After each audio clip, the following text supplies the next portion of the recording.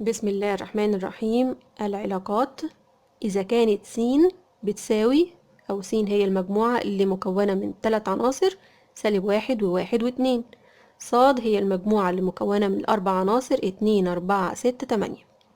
وكانت عين هي علاقة، يبقى العلاقة رمزها أول حرف فيها العين من س لصاد بالترتيب ده، من السين إلى الصاد، حيث أن ألف علاقتها بالب تعني إن الب تساوي 2 ألف زائد 4. ودي أهم حاجة اللي باللون الأحمر دي، هي العلاقة عندي هي إيه؟ ب بتساوي 2 ألف زائد 4. المعادلة دي لكل ألف تنتمي لس. إيه الألف دي؟ ده عناصر س، أي عنصر من س. يبقى ألف عبارة عن كام عنصر؟ تلات احتمالات. ما هي السين عبارة عن 3 عناصر، يبقى الألف تنتمي للسين، معنى كده إن أنا هعوض بالألف بالتلات عناصر، السالب 1 والواحد والاتنين، والب موجودة في الصاد. طب أنا يهمني الألف دلوقتي، هشيل الألف من المعادلة اللي هي العلاقة اللي عندي اللي هي ب بتساوي 2 ألف زائد 4. قايل لي الب ديت موجودة في صاد والألف موجودة في س، والعلاقة من س لصاد، يبقى أنا هبدأ بمين؟ بالسين. العلاقة من س لصاد والألف موجودة فين؟ في السين. يبقى أنا هاخد الألف 3 قيم، مرة هاخدها بسالب 1 ومرة هاخدها ب1 ومرة هاخدها ب2. يبقى أول حاجة أقول له عندما ألف بسالب 1، هشيل الألف من العلاقة اللي مديها لي اللي باللون الأحمر دي اللي هي ب بتساوي 2 ألف زائد 4. هشيل الألف وأحطها سالب 1 وأشوف ساعتها الب تطلع بكام. يبقى ب هتساوي 2 في سالب 1 زائد 4. الكلام ده هيديني 2. يبقى لما الألف كانت سالب 1 الب كانت ب2. ماشي. تاني بقى عنصر، ما هي السين 3 عناصر أو الألف ليها 3 احتمالات، يبقى الألف بقى لما تبقى ب1 الب هتبقى بكام؟ شيل الألف من المعادلة وحطها ب1، يبقى 2 في 1 زائد 4. 2 في 1 ب2 زائد 4 ب6. يبقى لما الألف ب1 الب طلعت بكام؟ ب6. طيب تالت بقى احتمال، ما احنا اتفقنا الألف ليها 3 احتمالات، لأن الألف عبارة عن 3 عناصر أو السين عبارة عن 3 عناصر والألف موجودة جوه السين. يبقى عندي الألف 3 احتمالات، خدنا السالب 1 والواحد ناخد الاتنين. لما الألف ب2 شيل الألف وحطها ب2، تبقى الب بكام؟ ب2 في 2 زائد 4. 2 في 2 ب4 زائد 4 ب8. يبقى دلوقتي ادي التلات احتمالات، الألف لما كانت بسالب 1 الب طلعت ب2.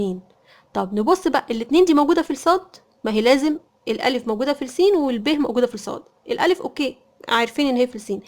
الناتج يا ترى طلع في الصاد؟ الاتنين موجودة في الصاد. يبقى أول زوج مرتب عندي هو سالب 1 و2، سالب 1 س و2 ص بالترتيب ده. طب تاني زوج مرتب لما الألف كانت ب1 الب كانت ب6. طب الألف ب1 أوكي، ما هي السين ب1 ماشي، الب ب6. يا ترى الستة دي موجودة في الصاد؟ أنا لازم أتأكد، مش هو قايل لي إن الب بتنتمي للصاد؟ يعني لازم الناتج اللي طلع معايا يبقى جوه الصاد. لو ما طلعش يبقى إيه؟ يبقى مش هاخده كزوج مرتب معايا. الستة موجودة، يبقى هاخد 1 و6 الزوج المرتب التاني. طب تالت حاجة 2 و8، 2 س موجودة معايا، التمانية موجودة في الصاد؟ موجودة، يبقى هاخد الزوج المرتب كله على بعض اللي هو 2 و8. نعمل بقى تمثيل بالمخطط السهل، خلاص اتعودنا. يبقى على طول هعمل س في مستطيل كده بالطول والصاد في مستطيل تاني. السين عبارة عن 3 عناصر هكتبهم سالب 1 1 و2. الصاد 4 عناصر اكتبهم 2 4 6 8. أول حاجة في العلاقة الزوج المرتب سالب 1 و2، يبقى من سالب 1 ل2 أعمل سهم. تاني زوج مرتب من 1 ل6، يبقى سهم من الواحد رايح لل6. من السين رايح للصاد، العلاقة من س لصاد. تالت زوج مرتب من 2 ل8، يبقى سهم رايح من الاتنين رايح لل8. لو عايز المخطط البياني يبقى هنعمل السين بالعرض والصاد بالطول بالشكل ده. نكتب في السين التلات عناصر اللي عندي اللي هما سالب 1 و1 و2، ونكتب في الصاد الأربع عناصر 2 و4 و6 و8. وطبعا المفروض ان الكراسة اصلا عندنا متسطرة، اللي هما السطور اللي بالطول واللي بالعرض. انا بس بسطر كده عشان نبقى فاهمين بس ان التقاطعات دي هي النقط اللي انا بحطها. اول زوج مرتب في العلاقة سالب 1 و2، يبقى سالب 1 في السين واطلع فوق 2 في الصاد واكتب الزوج المرتب. تاني زوج مرتب عندي 1 و6، يبقى 1 س واطلع فوق 6 صاد واكتب 1 و6. اخر حاجة عندي 2 و8، يبقى 2 س واطلع فوق 8 صاد. يبقى ده المخطط البياني، السهم اللي بيخرج منه اسهم. انما البياني ده لنفس النظام التقليدي اللي كنا بناخده زمان، السين يمين والصاد لفوق. مسألة تانية، اذا كانت س 1 و2 و3، صاد ب1 وبنص وبتلت وخمس. العلاقة بقى من س لصاد برضو، حيث أن ألف علاقته مع الب تعني إن ألف هو المعكوس الضربي للعدد ب. لكل ألف دايما الجملة دي محفوظة، ألف بتنتمي للسين والب تنتمي للصاد. اكتب بيان العين ومثلها بمخطط سهم. طيب أهم حاجة بقى الكلام اللي هو باللون الأحمر ده، اللي هو العلاقة نفسها. ألف عين ب دي إيه؟ ألف هو المعكوس الضربي. إيه المعكوس الضربي؟ المعكوس الضربي يبقى بعكس البسط مقام والمقام بسط. يبقى النص هتبقى 2/1، التلت هتبقى 3/1، والعكس التلاتة يعني على واحد هتبقى ايه؟ تلت. 4/1 تبقى كأنها ايه؟ ربع، وهكذا. يبقى بعكس بس المقام والبسط مع بعض.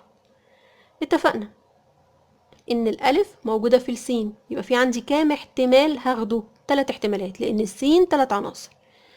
اول حاجة عندما الف تساوي 1، الب هتساوي كام؟ معكوس الواحد ايه؟ الواحد كانها 1/1، لما تعكسها تبقى برضو 1/1. يبقى لما الألف ب1 الب هتبقى ب1. طيب لما الألف ب2، تاني عنصر، ما أنا عندي 3 عناصر جوه السين، يبقى الألف ليها 3 احتمالات، مرة 1 مرة 2 مرة 3. لما الألف ب2 اللي هي كانها 2/1 يعني، معكوسها الضربي هيبقى 1/2، العكس. تالت احتمال التلاتة، لما الألف ب3 معكوس التلاتة ايه؟ تلت. التلاتة كأنها 3/1، يبقى معكوسها هو 1/3. يبقى العلاقة هي التلات أزواج المرتبة اللي طلعوا عندي دول. أول حاجة 1 و1، واحد في السين، الواحد موجود في السين. طب في واحد موجود في الصاد؟ موجود في الصاد، يبقى مظبوط كده، هاخده كزوج مرتب. طيب تاني حاجة 2 ونص، 2 في السين، نص في الصاد، في نص في الصاد، العنصر ده موجود في الصاد. تالت حاجة 3 وتلت، 3 موجودة في السين والتلت موجود في الصاد، يبقى تالت زوج مرتب مظبوط هاخده معايا. دلوقتي كده عايزين المخطط السهمي للتلات أزواج مرتبة اللي طلعوا عندي دول، للعلاقة اللي طلعت عندي. يبقى على طول ادي السين وادي الصاد، هحط التلات عناصر بتوع السين والاربع عناصر بتوع الصاد بالشكل ده. وأول زوج مرتب في العلاقة هو 1 و1، يبقى من 1 في السين ل1 في الصاد أوصل بسهم. تاني زوج مرتب من 2 لنص، من 2 س لنص في الصاد. تالت زوج مرتب عندي من 3 في السين لتلت في الصاد. يبقى كده وصلت 3 أسهم. ده المخطط السهمي. البياني بقى، السين هتبقى يمين والصاد هتبقى لفوق، وبرضو بكتب ال3 عناصر بتوع السين جوه المستطيل والاربع عناصر بتوع الصاد. وطبعا الكراسة اوريدي بتبقى عندنا متسطرة، كراسة الإجابة اللي بناخدها. أنا بس بعمل الخطوط ديت عشان تبان إن من الواحد في خط بالطول، ومن الاتنين في خط بالطول، ومن التلاتة هكذا. برضو في عندي 4 خطوط بالعرض، الكراسة اوريدي بتبقى متسطرة، أنا بس مسطراهم عشان أعرف إن التقاطعات دي هي دي النقط اللي أنا باخدها. طبعا مش كلها، مش كل التقاطعات، يعني أنا بختار النقطة 1 و1، يبقى 1 س واطلع فوق 1 صاد واعمل نقطة. تاني نقطة عندي 2 في السين واطلع فوق لحد نص واعمل نقطة. 3 س واطلع فوق لحد تلت واعمل ايه؟ نقطة كمان. مسألة تانية عشان نفهم اكتر، اذا كانت س هي المجموعة المكونة من ال5 عناصر -2 -1 0 1 2، وكانت العلاقة، سيبنا بقى من الكلام ده، ما خلاص عرفنا ألف علاقة ب والألف موجودة مش عارف ايه، المهم ان ألف هو المعكوس الجمعي لب. العلاقة اللي هي باللون الأحمر دي اللي تهمني، ايه العلاقة من السين للسين بقى، لأن هي سين بس، مش مديني سين وصاد هنا. الألف موجودة في السين طبعا والب موجودة في السين، يبقى العلاقة اللي تهمني ان ألف معكوس جمعي لب. يعني ايه معكوس جمعي؟ يعني عكس الإشارة. المعكوس الضربي كنت بعكس البسط والمقام، انما المعكوس الجمعي بعكس الإشارة، السالب موجب والموجب سالب، والصفر تفضل زي ما هي. المعكوس الجمعي للصفر هو الصفر. طيب ألف ليها كام احتمال؟ 5، لأن السين 5 عناصر. يبقى هقول عندما ألف بسالب 2، عندما ألف بسالب 1، عندما ألف ب0، عندما ألف ب1، عندما ألف ب2. 5 احتمالات، وهيطلع عندي غالبا يعني 5 أزواج مرتبة إن ما كانش أقل. ماشي، هيطلع عندي غالبا في المسألة دي 5 أزواج مرتبة. أول حاجة لما الألف بسالب 2، يا ترى الب تديني كام؟ معكوس الجمع يعني عكس الإشارة، يبقى موجب 2، يبقى الب ب2. تاني حاجة لما الألف بسالب 1، عكس السالب 1 موجب 1. تالت حاجة لما الألف ب0، عكس الصفر صفر، معكوس الجمع للصفر صفر، يبقى الب تديني 0. رابع حاجة لما الألف ب1، يبقى الب بسالب 1، اللي هو عكس الايه؟ عكس الإشارة. يبقى رابع حاجة عندما ألف ب1، ب هتديني -1. وآخر حاجة طبعا عندما الألف ب2، الب هتبقى -2 عكس الإشارة. نتأكد بقى كده من الأزواج المرتبة اللي عندي. ال5 دول هكتبهم ولا فيهم أزواج مرتبة ما تنفعش؟ يعني إيه؟ الألف بسالب 2، ما احنا عارفين الألف موجودة جوه السين بسالب 2. طب الب ب2، يا ترى الب موجودة في السين؟ احنا هو قايل لي ألف وب تنتمي إلى سين، يبقى لازم أتأكد إن الألف والب موجودين في السين. أول زوج مرتب الألف بسالب 2 والب ب2، السالب 2 والاتنين موجودين، أوكي. تاني حاجة -1 و1، الاتنين موجودين، الألف والب موجودين في السين، صفر وصفر موجودة في السين، 1 وسالب 1 الاتنين موجودين في السين، أيوة. 2 وسالب 2 موجودين في السين. أنا بتأكد إن الألف والب موجودين في السين، لأن ممكن الب تطلع مش موجودة في السين، فأستبعد الاحتمال ده، هنشوف بعد كده. طيب اتفقنا المخطط السهمي بالنسبة لما تبقى س في س زي ما خدناه في الدرس اللي فات، أو لو العلاقة كلها على السين، ما بنعملهوش بقى في مستطيلات زي المسائل اللي فاتت. بنعمل ايه؟ عندي 5 نقط، السين عبارة عن 5 أرقام، يبقى هعمل 5 نقط بالشكل ده، بالشكل اللي قدامي ده: 0 1 -1 2 -2، بالطريقة اللي قدامي دي. ادي ال5 نقط اللي عندي، وهوصل بقى بأسهم ما بين كل رقم للتاني. أول زوج مرتب من -2 ل2، يبقى سهم خارج من -2 رايح ل2. تاني زوج مرتب من -1 ل1، يبقى سهم من -1 لل1. تالت حاجة من 0 ل0، يبقى ايه؟ دايرة حوالين الصفر، من الصفر رايحة لنفسها. رابع زوج مرتب من 1 لسالب 1، يبقى العكس بقى، خارج من الواحد رايح للسالب 1. آخر حاجة من الاتنين، خارج من الاتنين رايح للسالب 2. هو ده شكل المخطط السهمي، ما بيبقاش مستطيلات زي ما بيبقى السين مستطيل بالطول والصاد مستطيل بالطول زي ما شفنا في المسائل قبل كده، لأ. طب بالنسبة للمخطط البياني 1، حتى لو كان س في س بيبقى برضو بنفس الطريقة، نفس المخطط البياني ما بيتغيرش مهما كانت. لو كانت س في س برضو، أو العلاقة كلها على س، بيبقى بنفس الطريقة. بكتب ال5 عناصر بتوع السين في اليمين، وبكتب ال5 عناصر بتوع السين برضو فوق، ما هي س في س، العلاقة كلها على السين.